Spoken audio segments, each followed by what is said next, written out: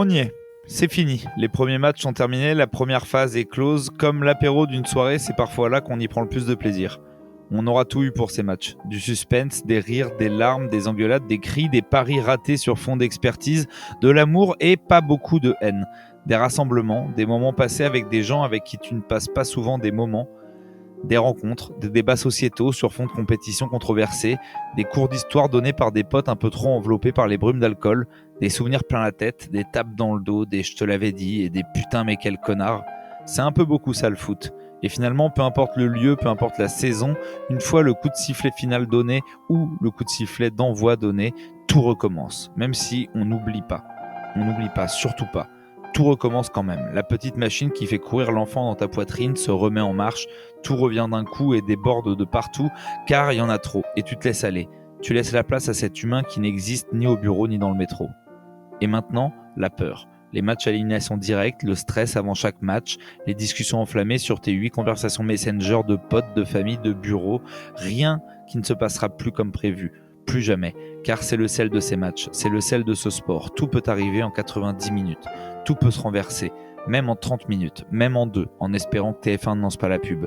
Et puis, la machine qui se remet en marche. L'enfant qui court et tous les enfants sur la planète qui prient dans des langues différentes, qui pleurent dans la même, qui rient du même son et qui parlent le même langage, celui du football. Et c'est bien l'essentiel. Une fois de plus, cette compétition est la seule capable de faire ressentir des émotions fortes à plus de la moitié de la population au même moment.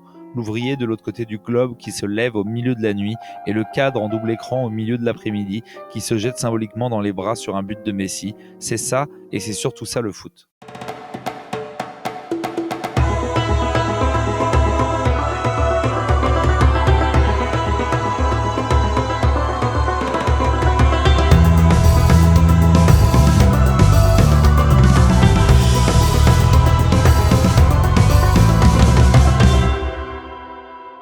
Bonjour à tous, bienvenue sur 11e art, bienvenue, on continue à suivre la Coupe du Monde sur notre quotidienne, nous sommes toujours le podcast préféré de ton podcast préféré, c'est moi Jules Quitté comme d'habitude et avec moi Zachary.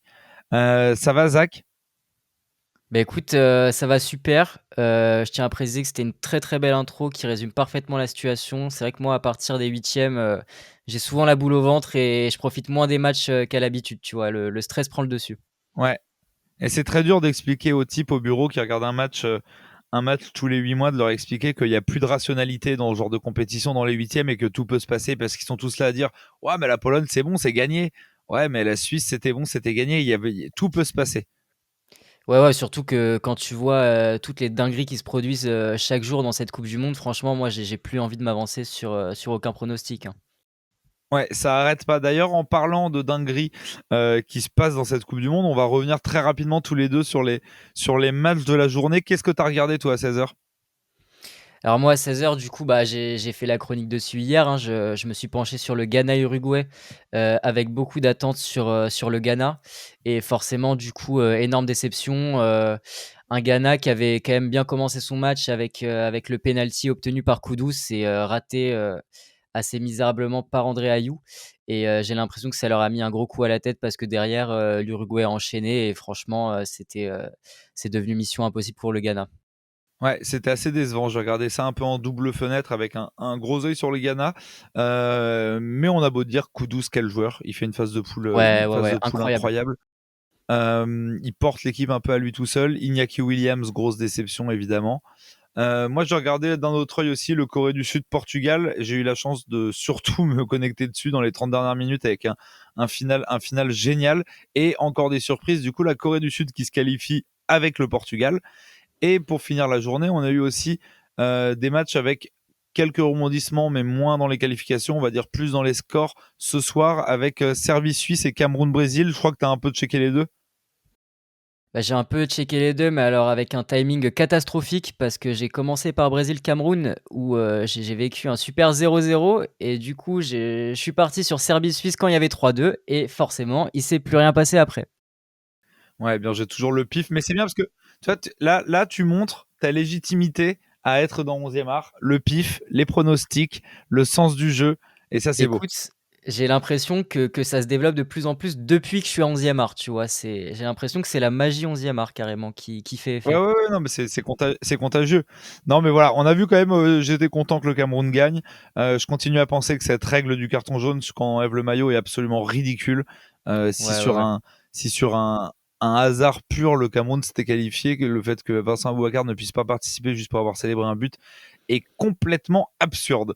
En revanche, je propose que maintenant qu'on a fait un petit tour sur les matchs de la veille, on s'intéresse au match du jour. On a quand même un très beau programme avec le début des huitièmes de finale, avec à 16h Pays-Bas-États-Unis et ensuite à 20h Argentine-Australie. Mais avant de commencer toute chose, on va s'intéresser évidemment aux détails de cette Coupe du Monde avec un homme qu'on ne présente plus, philosophe et grand amateur de foot. Thibaut Leplat va s'arrêter sur un détail, un joueur très présent dans cette Coupe du Monde, ce diable de hors-jeu semi-automatisé.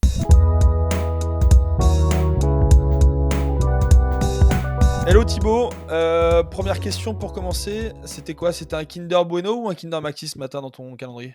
Kinder Bueno, Kinder effectivement, Bueno. il y a eu le premier jour, je sais pas exactement ce que c'était, et après c'était un Kinder Bueno. Ouais. Très On a bien. eu, en fait, on a eu deux calendriers de l'avant, enfin un et un autre offert, et du coup, ma femme elle m'a dit bah tiens on va en prendre un pour papa aussi. OK. Et ma fille était très étonnée que ça m'intéresse à ce point. Voilà, D'accord.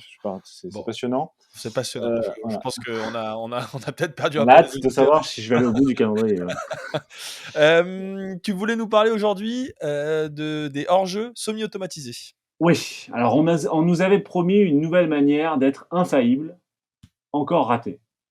Radio, capteurs, montres, bracelets vibrants, non content d'avoir recouvert les arbitres de tout un attirail technique pour cette Coupe du Monde, la FIFA nous a gâtés, elle nous a offert le hors-jeu semi-automatique.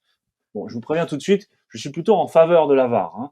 D'ailleurs, je dis la VAR, comme on dit la vidéo. Je n'ai jamais compris pourquoi tout à coup il fallait passer au masculin, alors que l'usage est clairement au féminin. On ne dit pas le vidéo. Enfin bon, de toute façon, tout ça, c'est hors sujet. Fin de la parenthèse, je continue. Donc, quand il s'agit de supprimer les erreurs manifestes, la VAR me semble donc incontournable et a l'avantage de pacifier les matchs en évitant les erreurs grossières. Là, pas de problème, en tout cas pour moi. Sinon, je vous renvoie à ma timeline. Hein. Ce qui me chafouine dans cette affaire, c'est la naïveté, pour pas dire l'impréparation avec laquelle le hors-jeu semi-automatique a été mis en place. Tout comme la VAR d'ailleurs. On se retrouve à siffler des hors-jeux que personne n'a vus. Curieux moment où tout à coup un Deus ex machina nous apprend que nous nous étions tous trompés. Alors on rentre dans le rang comme de vulgaires automobilistes flashés à la sortie d'une ligne droite. Donc la VAR, le Covid, la Wi-Fi, comment tu dis toi? Je dis le Wi-Fi et en fait moi je dis le Covid. Oui, bah, Parce que, évidemment, comme tout le monde. Bon bref, en voilà, tout cas, c'est la première c'est fois qu'on a passionnant. ouais, c'est passionnant encore une fois. En tout cas, c'est la première fois qu'on a eu en Coupe du monde, qu'on a en Coupe du monde ce genre de dispositif et la FIFA en a l'air assez contente d'ailleurs, à part quelques petits couacs. Alors, petit point règlement. Je rappelle que la règle du hors-jeu est une règle humainement inapplicable. Regarder deux points en mouvement éloignés de plusieurs dizaines de mètres l'un de l'autre, et ce, simultanément, est impossible à un seul œil humain. Et pourtant, la loi 11 existe depuis 1886 au moins. Et c'est la raison sans doute pour laquelle la FIFA a cédé avec empressement aux offres commerciales des entrepreneurs de l'infaillibilité. Un peu comme ces concept stores dont on ne sait toujours pas de quel concept ces magasins se réclament, ou comme ces gadgets qui finissent à la poubelle le lendemain de Noël. Les génies de la FIFA se sont dit, eh ben voilà, vu que l'œil humain n'y arrive pas, on va acheter des robots et on va les payer très cher pour que des gens en plus nous disent que c'est formidable, et on résoudra ainsi le problème millénaire de la perception visuelle et de l'interprétation. L'arbitrage, c'est aussi simple que la technologie, il fallait juste y penser.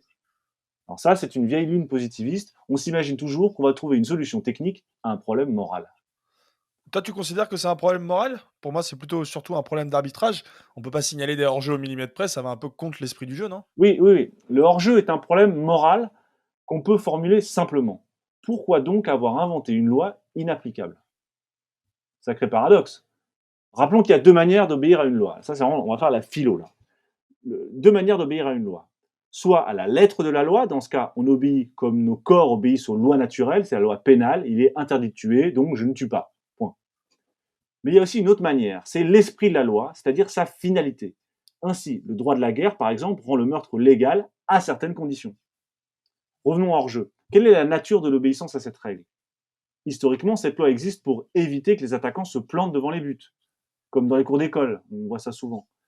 Elle oblige donc au jeu collectif. En gros, la règle du hors-jeu n'est pas une règle qui interdit, c'est une règle qui oblige, suscite un comportement, ce qu'on appelle en philosophie un devoir-être. Ouais, c'est un sujet d'ailleurs qu'on a entendu parler dernièrement sur la question de la légitimité, la légalité, par exemple, sur les engagements écologiques pour Total, notamment, on en a entendu parler. Concrètement, ça veut dire quoi en français? Que l'arbitre est garant du jeu, c'est ça?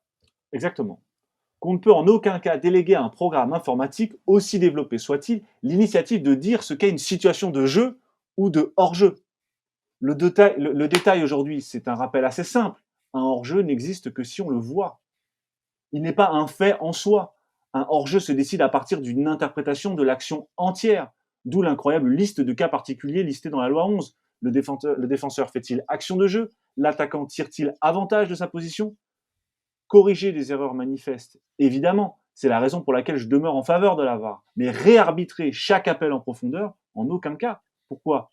Parce qu'examiner à la loupe nos incertitudes ne fera que les creuser un peu plus. On voit bien, il y a maintenant des polémiques sur l'image sélectionnée. Est-ce que le ballon touchait encore la pointe du pied au moment de la passe? Bon, à force de saucissonner ce qui doit être pensé d'un bloc, l'esprit du jeu, le résultat, c'est une destruction à petit feu de l'arbitrage et du jeu lui-même. Car, ça va être un peu la morale de cette histoire, il en est du jeu comme de l'amour, de l'art ou de la beauté. Vous aurez beau l'examiner au microscope le plus cher du marché, vous n'y trouverez aucun fait incontestable. Il n'y aura jamais que des interprétations. Et oui, je suis complètement d'accord avec toi sur ces questions-là. Et je trouve que c'est pas mal de rappeler un petit peu ce que sont les lois. Ça pourrait être utile à certains de nos représentants politiques. Voilà, c'est la petite conclusion de, de Merci. cette. De Jean-Pierre Pernaut. Voilà. Bon, merci Merci Thibaut. Jean-Pierre. Et on se retrouve demain. À demain Jean-Pierre.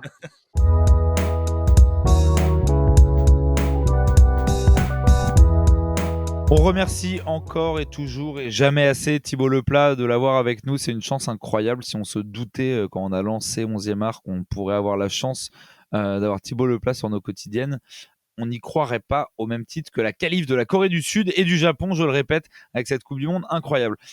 Zach, on va passer à toi maintenant. Tu t'es intéressé, toi, au match Argentine-Australie, plus particulièrement à l'Australie. Et s'il y a bien un pays qu'on n'a rien à foutre d'être qualifié en 8e, c'est bien l'Australie finalement. Alors ouais, tu vulgarises un peu, mais dans l'ensemble, c'est ça. Parce que l'équipe que je percevais comme l'une des plus faibles de cette Coupe du Monde se retrouve finalement en 8e de finale ce soir face à l'Argentine.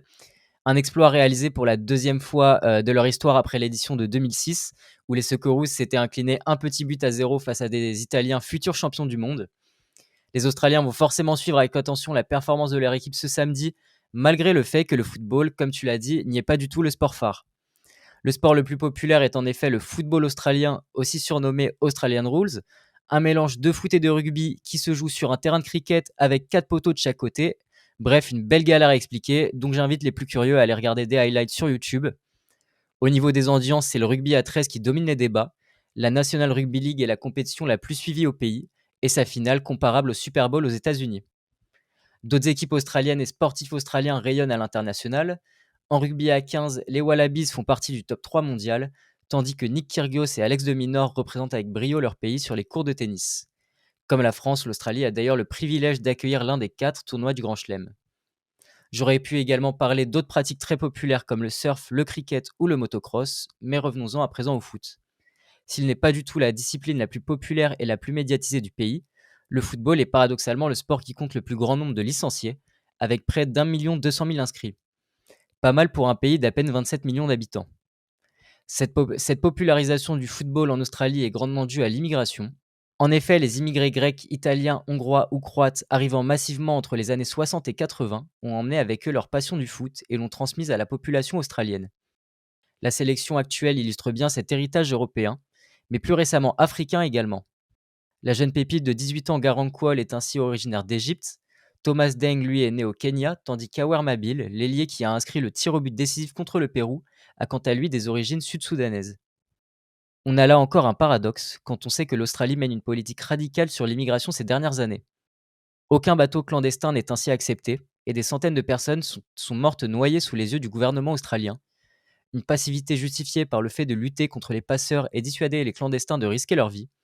Cette politique australienne a d'ailleurs été prise comme exemple par plusieurs figures de l'extrême droite en Europe ces dernières années, comme Marine Le Pen, le nationaliste britannique Nigel Farage ou le désormais vice-président du Conseil des ministres italien Matteo Salvini. Bref, la crème de la crème. Pour revenir à la compétition actuelle, les conditions ne sont clairement pas les meilleures pour permettre aux Australiens de suivre la compétition. Le match décisif entre les Socceroos et le Danemark s'est ainsi déroulé à 2h du matin, heure australienne. Si en France il s'agit de l'heure à laquelle Val entame sa 7e pinte, les Australiens n'ont quant à eux pas hésité à se réunir en nombre dans plusieurs villes pour supporter leur équipe. Ça a par exemple été le cas à Melbourne, où des milliers de personnes étaient rassemblées sur la place Federation Square. Une ferveur qui est donc bel et bien présente et risque de s'accroître ce samedi face à l'Argentine. Enfin, dimanche pour des Australiens chez qui la rencontre aura lieu très tôt, à 6h du matin. Et du coup, pour finir cette chronique, Jules, moi je voulais te demander, est-ce que tu crois en une qualif de l'Australie pour l'écart quand on voit tous les exploits qui sont produits durant cette Coupe du Monde? Franchement, je pense qu'on n'est plus à un près. Écoute, moi j'y crois pas trop parce que l'Argentine me paraît au-dessus. Mais moi j'étais comme toi aussi, je voyais l'Australie comme une des équipes les plus faibles de la compétition et ils nous ont surpris. Donc évidemment, mettez un billet sur l'Australie. Vous connaissez mon expertise dans les paris. Et en tout cas, voilà, très bonne chronique, Zach. J'ai tout à l'heure que tu t'étais mis au diapason sur les paris et sur le flair sportif, et tu as réussi à faire une chronique qui partageait histoire, sociologie, foot, mais aussi actualité. Donc c'est tout ce que représente 11e art. Donc tu t'es parfaitement mis à la page. Merci à toi. On a un deuxième parce qu'on a oublié de vous prévenir, évidemment. On passe à 2 matchs par jour. Donc vous aurez moins de chroniqueurs, moins de chroniques de l'équipe 11e art. Mais on va toujours garder 2 intervenants extérieurs qui vont nous faire des chroniques très intéressantes, 2 experts. Et pour le match de demain, qui concerne évidemment les Pays-Bas et les États-Unis, Tom est allé rencontrer Antoine Latran du compte très cool Culture Soccer pour parler de la conférence de presse de Tyler Adams et de l'engagement des joueurs US. Et bonjour à tous, on est aujourd'hui avec Antoine Latran qui représente le foot US sur son compte Culture Soccer. Comment ça va, Antoine? Salut Tom, très très bien, merci beaucoup pour l'invitation. Et ça va plutôt bien, on a une équipe qualifiée en 8e ce week-end, donc on peut pas être mécontent. Ouais, c'est ça. Alors, tu représentes aussi également le Canada d'une certaine façon, donc ça s'est un peu moins bien passé, mais on va parler plutôt des US et surtout de son engagement vis-à-vis des causes, que ce soit LGBT, salariales, et surtout de cette merveilleuse conférence de presse que nous a donnée Tyler Adams, le capitaine américain. Parle-nous un peu de sa réponse qui a fait beaucoup parler. Ouais, il y a eu. En vrai, cette conférence de presse a été assez lunaire avant Enfin, déjà, c'est avant le match contre l'Iran. Il y a plusieurs questions qui se posent, qui ont été incroyables, qu'on a posé à Tyler Adams. Le fait qu'il prononçait mal le nom du pays, le fait que on lui a demandé qu'est-ce que ça faisait de jouer pour une équipe qui maltraitait les Afro-Américains au sein même de son pays, etc. Et il a eu une confiance de maturité, on va dire une confiance, une maturité qui est assez impressionnante pour son âge, parce qu'on rappelle, il est jeune, et c'est le cas en fait dans sa carrière depuis le début. Il a commencé au New York Red Bulls, et déjà à l'époque, il avait une maturité sur le terrain qui était dingue quand il parlait à ses adversaires ou quand il parlait en conférence de presse, et c'est toujours le cas. C'est assez impressionnant ce qu'il a fait. Bon, il a dit que voilà, il s'est excusé quand il a mal prononcé le nom de l'Iran. Il a dit que voilà, les choses politiques et le football n'avaient pas à se mélanger, mais en même temps, il n'a pas fait non plus une réponse totalement éludée de sens politique, comme on a vu d'autres footballeurs faire. C'était une réponse plutôt construite et qui était vraiment impressionnante dans la façon où il allait dire que tout le monde fait des erreurs et que les États-Unis avaient aussi leur lot de défauts, mais que c'était pas pour ça que les États-Unis n'avaient pas à essayer de promouvoir un meilleur message. Et c'est exactement ce qu'ils ont fait pendant toute la Coupe du Monde. Il y a les réponses de Tyler Adams, il y a le fait qu'ils ont affiché un logo des États-Unis aux couleurs LGBT au sein même des installations américaines pendant toute la Coupe du Monde. Ça a fait beaucoup couler d'encre en termes de... Voilà, ils ont été accusés de pouvoir propager leurs propres valeurs, mais finalement c'est un risque quand même de le faire, et c'était un beau geste, même s'ils n'ont pas porté le brassard ou quoi que ce soit. Et puis ils ont invité des travailleurs pendant des entraînements notamment.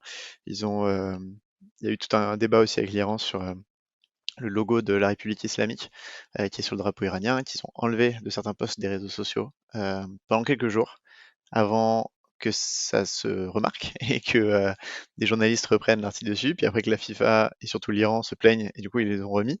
Mais voilà, pendant quelques jours, il y a eu aussi ce petit soutien assez dissimulé, mais tout de même là, pour les manifestants iraniens. Donc ouais, non, Tyler Adams s'inscrit vraiment bien dans cette mouvance progressiste du soccer états-unien. Ouais, justement, on en a beaucoup entendu parler de l'humilité de cette jeune génération américaine, qui se sent plus engagée que jamais. Évidemment, il y a eu beaucoup de choses quand même depuis quelques années. On parle de George Floyd, notamment, et puis, côté football, on a eu, Megan Rapinoe qui s'est beaucoup battue, avec, la sélection, féminine, des US pour, l'égalité salariale. Est-ce que tu penses que c'est quelque chose qui se propage, notamment dans le football, mais un peu partout dans les sports américains, notamment en MLS? Ouais, en MLS, il y avait tout un sacré paquet médiatique qui avait été fait autour des Black Lives Matter, justement, c'était en plein Covid, et la MLS a été un des tout premiers championnats à commencer après le Covid.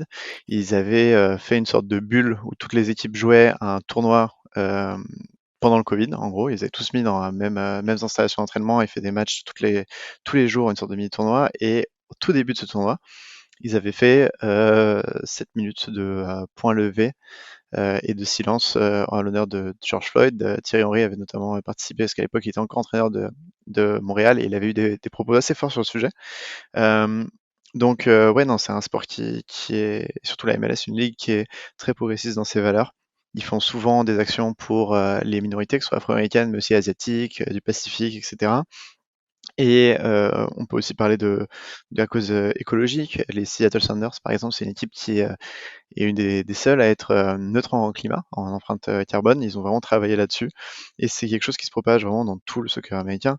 Il y a des clubs dans les divisions inférieures. Par exemple, on a un qui s'appelle Oakland Roots et qui sont du côté de la côte ouest américaine à Oakland, qui font beaucoup d'activités avec les minorités, qui ont des liens très forts avec des associations. Il y a un club aussi qui a été lancé l'année dernière, qui est dans le Vermont, donc dans l'état de Bernie Sanders, vraiment un état hyper progressif aux États-Unis, qui s'appelle le Vermont Green FC et dont toute la raison d'être est de promouvoir l'écologie. Donc tu vas voir qu'ils vont faire vraiment une foulitude d'initiatives pour permettre déjà aux plus démunis d'assister au match, mais aussi pour faire en sorte que leur le maillot soit 100% de matière recyclée, ou ce genre d'action qui est assez importante, même pour un club de 3e division. Et puis tu as par exemple une tension qui est arrivée il y a 2 ans, qui montre parfaitement les problèmes qu'il y avait autour de ces questions politiques justement à MLS. Il y a 1 ou 2 ans, tu as les supporters qui avaient des drapeaux souvent antifascistes, notamment d'un symbole qui s'appelle Iron Cross, qui est un symbole antifasciste assez ancien et qui était souvent affiché sur les drapeaux des supporters en MLS comme il l'est dans d'autres cultures, parce que la culture des fans en MLS vient vraiment de l'Europe ou de l'Amérique latine. Et ce logo avait d'abord été interdit par la Ligue en 2021, il me semble, avant qu'il soit remis après discussion avec les fans. Mais donc, ça fait vraiment ce degré antifasciste fait vraiment partie de beaucoup de clubs de supporters en MLS. Souvent, ils ont des banderoles avec marqué contre l'antifascisme, pour l'antifascisme, contre le fascisme, etc. Donc ouais, un truc politique qui est vraiment ancré dans le soccer et ça vient de la fanbase parce que les fans de soccer par rapport aux autres sports américains sont plus jeunes, sont plus citadins, sont plus issus de l'immigration, sont plus progressifs. Enfin, je vais pas dire que c'est des bobos, mais c'est un peu t'as une partie qui est un peu bobo dans beaucoup de villes, qui est ceux qui se mettent au soccer. Et puis c'est un sport aussi qui, depuis les années 90, 80-90, quand il a émergé avec la NASL dans les années 70-80, pardon, c'était en pleine guerre froide et il y avait pas mal de papiers qui disaient, voilà, les Européens et leurs valeurs bizarres avec leur sport comme le foot là, qui nous envahissent, alors que nous on a nos propres sports qui sont beaucoup plus centrés sur l'homme, qui sont beaucoup plus capitalistes. Tu avais des tribunes dans les années 70-80 de journaux américains qui disaient voilà, le soccer c'est un sport de communiste, faut pas s'y mettre. Donc tu as vraiment toute une narrative depuis 20-30 ans qui est là-dessus. Et un dernier point qu'on peut aborder, parce que tu en parlais rapidement, c'est le point de l'égalité salariale. On avait l'équipe féminine, en effet, dont Megan Rapinoe, qui s'est vraiment battue pour l'égalité salariale dans les primes de la FIFA. Et grâce à elle, là, avec la qualification des hommes en huitième de finale, les hommes vont empocher, enfin chaque équipe, les hommes et les femmes, vont empocher 6,5 millions de dollars, ce qui est plus que ce que les femmes ont remporté en gagnant la Coupe du Monde 2019 et 2015. Donc, tu vois, il y a des progrès qui sont faits aussi sur ce côté-là et c'est assez beau. Oui, bah écoute, contrairement à ce qu'en pense Gianni Infantino, le football est un petit peu politique et une source de progression dans la société.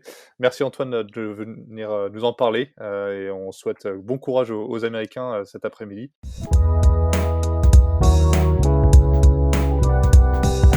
On remercie Antoine Latran et évidemment Tom, et on remarque la maturité de Tyler Adams d'être capable de s'exprimer sans trembler des genoux dans une conférence de presse de Coupe du Monde sur ces sujets-là qui sont toujours touchy, avec une réponse pleine de maturité et de calme.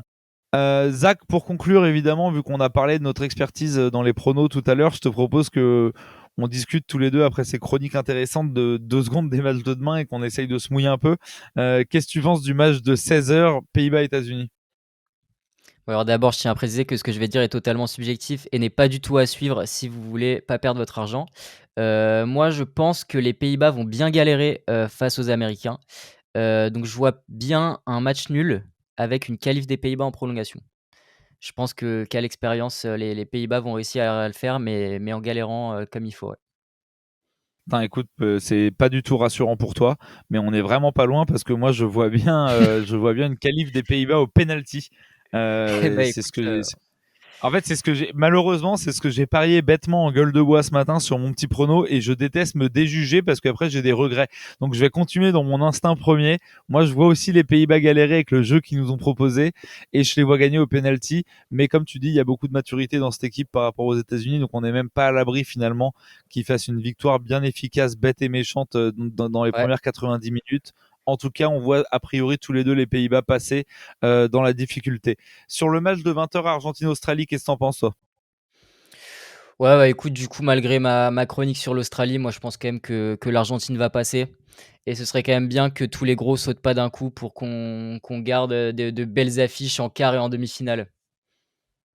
Moi, je suis un petit peu d'accord avec toi et j'irai même plus loin. Moi, je pense, si le destin du foot le veut, et vu que tout le monde voit l'Argentine comme un gros qui va aller loin, je pense que l'Argentine n'ira pas au bout, mais je pense que l'Argentine va taper l'Australie bien net, bien sec demain, et que tout le monde va s'exciter sur cette Argentine. Ça peut être un match avec un doublé de Messi, et que tout le monde commence à se dire ah ça y est ils sont là, etc. Et que ça va peut-être potentiellement très vite retomber en quart. Mais en tout cas, je vois une victoire assez nette de l'Argentine qui va croire elle-même qu'elle a des certitudes, OK. dans cette compétition. Ah, je serais pas si catégorique à ta place, tu vois? Moi, je pense que l'Australie va quand même bien mettre le bus et que ça va plutôt se défaire dans les dernières minutes, tu vois? En deuxième Et mi-temps. écoute, je me mouille, je vois un petit 3-0. OK, OK. Qu'est-ce que tu Un un vois? petit un petit 3-1, allez, Ok, mais qui ouais, qui c'est se fait sur vraiment le tard. waouh, quel courage. Voilà, Bon, en tout cas, Zach, merci beaucoup. bah, ouais, écoute, merci à toi. Et on vous encourage tous à suivre du coup les matchs de cette journée. Nous, de toute façon, on se voit demain. Merci à tous de nous suivre toujours et plus nombreux sur 11e art. On se voit demain pour évidemment le 8e, le plus important pour nous, celui de la France contre la Pologne. Donc il y aura de la joie, il y aura des pleurs, de la tristesse ou pas, selon le résultat. Et d'ici là, dormez bien ou pas d'ailleurs et vive le foot.